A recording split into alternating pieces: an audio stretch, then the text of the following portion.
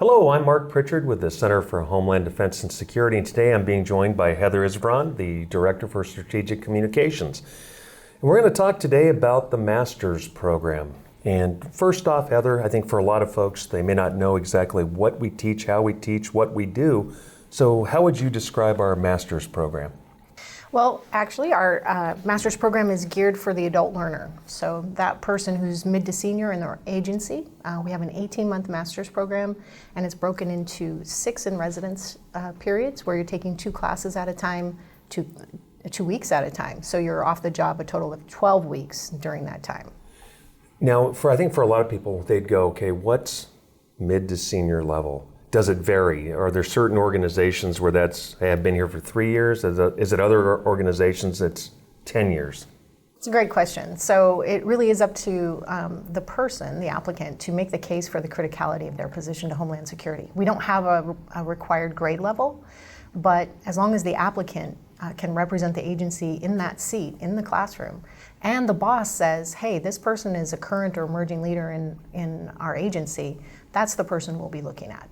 Now, when you say agency or organization, who can apply? Is it federal? Is it state? Are there only certain agencies that we work with? Yes, local, state, tribal, territorial, federal, DHS, and then Title 32 National Guard. All of the travel, tuition, lodging, everything is covered, computers, books, per diem.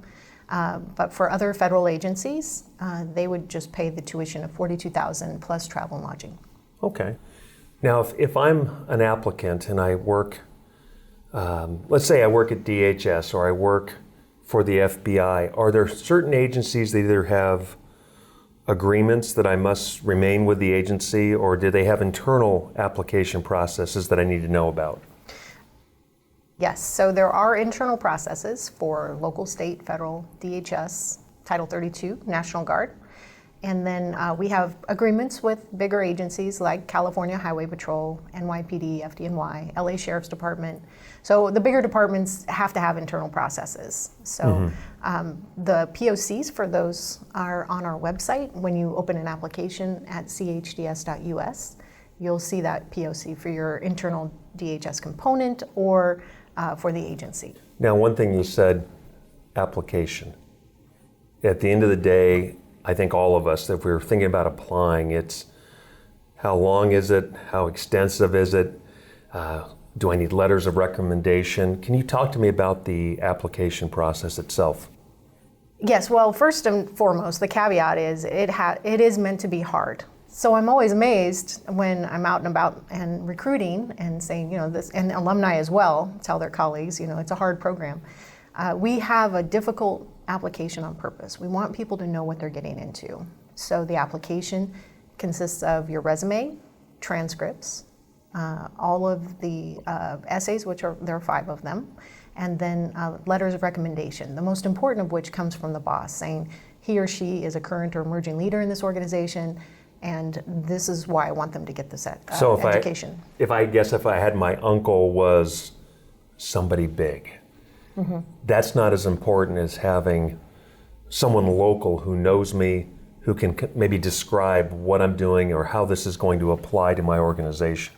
Right. So when people get Senator so-and-so Exactly. saying, I like him or her, I've met him once, that kind of letter doesn't do anything for the committee. A letter from the emergency manager from the city or county or the state Homeland Security advisor, anybody that's really worked with you can talk about your critical thinking and your decision making and that you're a change agent. Those are really effective letters of recommendation. So Heather, if I'm an applicant and I'm looking at the essay, I think for a lot of people, they go, okay, I see what you're asking, no kidding. What gets me above the threshold to actually get accepted? What do I need to do? What do I need to put in those essays to make myself the most attractive candidate possible? You're going to need to be interesting, number one. And you're going to need to write and articulate your thoughts at the graduate level. So when we talk about the essays, we assume that you're really good at the tactical operational stuff. But what we don't know is how you think about things. How do you identify problems? How do you evaluate them?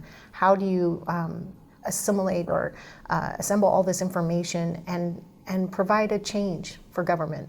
And that's what each of the essays is trying to draw out of you. So you can select one topic and run it through the 4 lenses, or you can select multiple topics. But each one has very specific guidance as to what they're looking for in each essay. And I can't even tell you how many times there's a self-assessment essay as well, how many times we ask for a thesis topic and that people don't put that in there. So make sure you read the guidance. It's very clear. Let's say I was out there when I was doing my undergrad and I wasn't the best student. I was kind of... That's hard to imagine. Yeah, it was maybe the 2.8 GPA guy, the 3.0 GPA girl. Do we look more at the GPA or is a lot of the foundation of who gets in or does not get in, is it based on the essays? Well, yes to both, because the whole application is weighted, and you can see the scores for each section when you open the application. But when folks don't have that 3.0 GPA, which is a requirement, we just ask that they take the GRE, the Graduate Records Exam, or the Miller's Analogy Test, and do well. Okay, mm-hmm. And again, we don't want anybody getting into the program that can't finish it. So we want to demonstrate up front through this application process that they can write at the graduate level. And that's hard for a lot of people who haven't been to school in 20 years. And when they were, there were parties and things, there were social events. So those types of folks have to, maybe take some brush up writing courses. Mm-hmm. Graduate writing self-study courses are found on our website as well. So I would advise, if you haven't been to school in a while and when you were, you weren't paying attention, that kind of thing, take the GRE or the Miller's Analogy Test if you don't like math, and then take a writing course. Just get you up to speed, make you successful. Most graduate programs have some sort of thesis or a capstone or maybe a qualifying exam. What's the status of that when it comes to CHDS? Here at CHDS, we have a thesis. So we would like it to be something that represents critical infrastructure or a wicked problem within your agency, region, state, or even on the national level. But the give back part of that to the agency that you're representing is that you're helping to solve a real world problem and that we can actually implement the education that you receive. Because I think that for a lot of students, a lot of graduate programs, the thesis or the capstone project, it kind of gets buried in the academic nature of it, mm-hmm. to where it really doesn't turn into anything other than a new book on the shelf. So you're saying that a lot of the CHDS theses are actually implemented out in the real world? Yes, and we have hundreds of them that have been either put into legislation, put into action in their agency. They're just multiple examples. The most current is yesterday. We're going through this COVID-19 mm-hmm. Virus issue. We had a firefighter from Arlington County Fire, who wrote his thesis on firefighters' ability and willingness to participate in pandemic. And he wrote that in 2008. And so far, we have about 10 agencies looking at that. It was just posted last night and has over 2,000 views. So the relevancy of the thesis isn't just for that person and their agency, it's for the entire nation. Sure. So now as a student, assuming I get in, I've gone through the 18-month program. I've come out to Monterey 6 times for courses, 1 time for graduation. I understand there's also a NCR, or National Capital Region cohort. How does that work and where does that program reside? So we have 2 campuses, one here in Monterey and one in the National Capital Region. And it's the same faculty, same coursework, same everything, but two different campuses, really. So the idea is that on the East Coast, we have more of a federal heavy cohort, and in California, we have more of a state local heavy cohort. So if I was a state employee in Virginia, am I more likely to get sent, so to speak, to the National Capital Program, or would I come out to Monterey, or does it just depend on the cohort makeup? Right, so good question. So we have 600 people every 6 months open an application. Of that 600, probably 150 will finish the application. And of that 150, 32 will be selected. And each pool of applicants is really looked at in terms of what they bring to the table. So whatever their perspective is. If they work more with feds, then most likely NCR. If they work more with state and locals, Monterey. Now, once I graduate, almost what happens to me after that? Is there an alumni organization, or are there alumni chapters? Are there alumni that kind of form bonds and networks that allow us collectively to try to solve problems that we're dealing on, like COVID-19? Are alumni addressing those types of issues?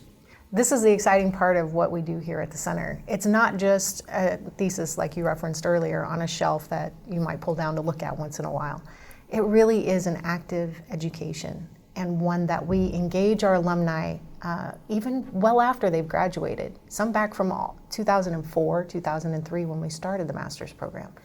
And what we do is we engage them because they have experience, but they also have now these critical thinking and collaboration skills. And so we're online collaborating with them when events happen around the country. People are sharing strategies and policies across agencies at the local, state, and federal level. It's very active. And I think that makes us so different than any other program in this country, because those are real answers to some academic policy questions. So it sounds like the networking is a significant portion of this program, that not only does it happen organically, it almost sounds like it's cultivated from the time they are accepted into the program. It's really a goal of the Founding Fathers. We are year-to-year funded, and if we're not relevant, then we don't get funded. And so our goal really is to make the most out of the expertise that we put in the classroom, but also as they graduate, they collaborate not just with their class, which they've become really close with, but across the classes over the years. And so when somebody needs something in real time, that trusted network is a lifesaver. It's a money saver for the American taxpayer. It's a lot of things to a lot of people. And the whole staff here has spent, and the faculty have spent a lot of time building that network so that we can solve a lot of the problems or at least mitigate, respond to, deter the issues of our Homeland Security community.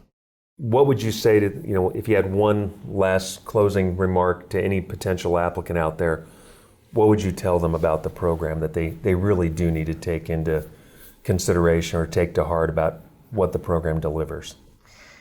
I think the most important thing is this is 18 months of a lot of time and effort, blood, sweat, and tears. And for many of the alumni, most of the alumni, they will tell you they would do it all over again.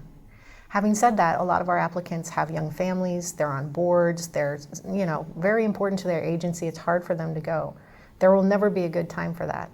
But if you're up for a really challenging academic but practical education, this is the program for you.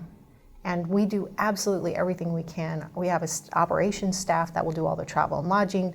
We have faculty that meet with you at any time of day of night, knowing that you have lots of different responsibilities. We try to make it as seamless as possible, but it's the learning and the outcome that we're focused on. And our graduates are a testimony to the quality of the education received here. Heather, I want to thank you for taking the time to come on down and talk about the program and talk about it in a passionate way, because I think it is so important what we do, how we do it here, and the fact that we want the best types of students. We want the students to be prepared. And I'd ask all of you, if you're interested or you have any additional questions, please visit our website at chds.us. Thank you so much.